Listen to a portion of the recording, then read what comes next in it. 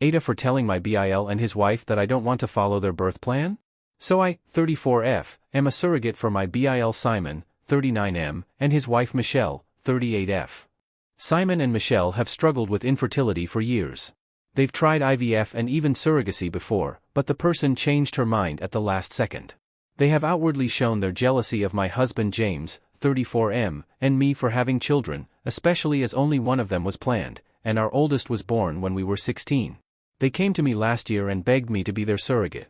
I had doubts, as did my husband, but I felt bad for them and decided to go through with it. James supported my decision and has acted like he did with my previous pregnancies, sweet and caring. Simon and Michelle, on the other hand, are very controlling. They made up meal plans for me, and I'm taking all these supplements as well as attending multiple classes.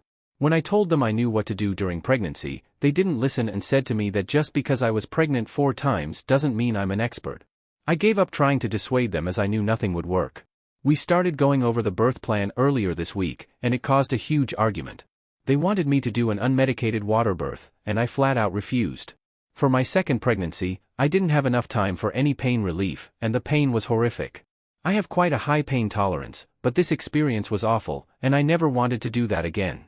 Kudos to anyone who has unmedicated births. As for the water birth, I don't like the idea of being submerged in water with blood, other fluids, and possibly poop. They weren't happy about this. They said this was their baby and they should decide how they were born. I retorted and said, this is my body, and I should decide how I want to push out a human that I'm so generously carrying for them. A lot of shouting happened, and I started to get overwhelmed very quickly. I started crying, and Michelle rolled her eyes and told me to grow up. James told her to shut up, which started Simon off, and it was just a mess. James and I left the house, and I was crying the whole way home and regretting ever agreeing to be their surrogate.